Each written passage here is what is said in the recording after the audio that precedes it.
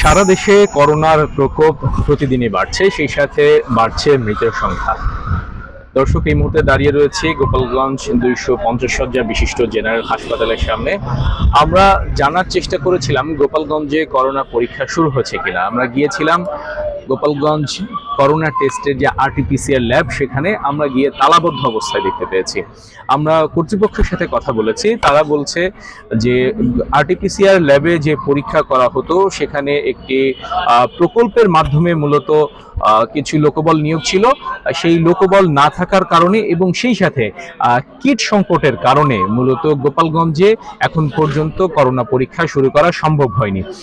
আমরা কথা বলেছিলাম এখানকার যে কর্তৃপক্ষ আছে তাদের সাথে, তারা আমাদেরকে বলছে যে কিটের বিষয়ে তারা এরই মধ্যে স্বাস্থ্য অধিদপ্তরের সাথে কথা বলেছে, সেই সাথে লোকবলের জন্য কিন্তু তারা কথা বলেছে যাতে করে এখানে লোকবল এবং কিট সরবরাহ করা হয়, তাহলে কিন্তু গোপালগঞ্জে করোনা পরীক্ষা শুরু করা সম্ভব হবে।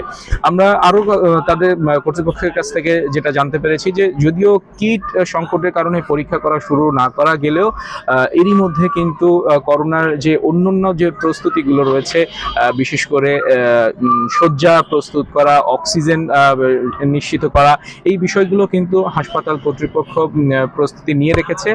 আমি যদি বলতে চাই, গোপালগঞ্জ 5টি উপজেলায়, প্রতিটি উপজেলাতে কিন্তু 5টি করে বেড এরই মধ্যে প্রস্তুত করা হয়েছে। সেই সাথে করোনার যে স্যাম্পল সংগ্রহ করা হয় গোপালগঞ্জের প্রতিটি উপজেলা স্বাস্থ্য কমপ্লেক্সে, সেখানেও কিন্তু সেটি প্রস্তুত রাখা হয়েছে।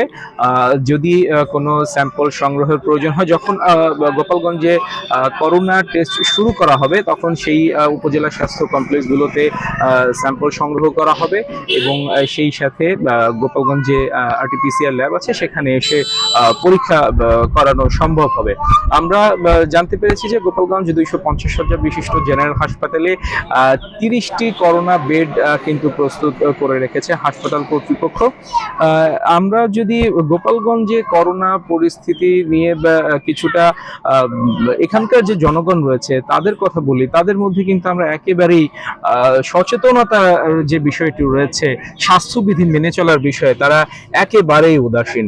আমরা সকাল থেকে রয়েছে হাসপাতালের আউটডোরে, আমরা যেটি দেখতে পেয়েছি যে বিভিন্ন স্বাস্থ্যসেবা নিতে আসা যেসব রোগীরা রয়েছেন তারা কিন্তু মাস্ক একেবারে পরছেন না বললেই চলে। যারাও পরছেন, গুটি কিছু মানুষ বা মাস্ক পরছেন, তারা বলছেন যে করোনার যে সংক্রমণের বিষয়টি তারা ফেসবুক কিংবা সোশ্যাল মিডিয়া এছাড়া টিভিতে জানতে পারছেন, সেই থেকেই তারা নিজেরা সচেতনতা দিক থেকে বিবেচনা করেই কিন্তু তারা মাস্ক পরছেন। তবে তাদের একটি দাবির কথা আসলে বলেছেন যে গোপালগঞ্জে যেহেতু এখনো করোনা পরীক্ষা করা শুরু হয়নি, তাই মানুষজনের মধ্যেও কিন্তু এটির যে সচেতনতার বিষয়টি এখনো কিন্তু তারা দেখতে পায়নি এবং সচেতন করার বিষয়ে স্বাস্থ্য অধিদপ্তর কিংবা প্রশাসনের পক্ষ থেকে যেই প্রচারণা চালানোর কথা সেটিও কিন্তু এখনো করা হয়নি, যার জন্য এই যে উদাসীনতা রয়েছে স্বাস্থ্যবিধি মেনে চলার বিষয় এখানকার জনগণের, সেটি কিন্তু বেশ লক্ষণীয় বা আমরা বলতেই পারি। এছাড়া তাদের আরো একটি দাবি যেন অতি দ্রুত গোপালগঞ্জে কিট নিয়ে এসে করোনা পরীক্ষাগুলো করা যায়। এছাড়া এই যেহেতু একটি ঠান্ডা গরম এই সময়টা, এই সময়টাতে কিন্তু এমনিতেই যে ঠান্ডাজনিত রোগ, ঠান্ডা কাশি, এইগুলো নিয়ে কিন্তু হাসপাতালে রোগীরা আসছেন।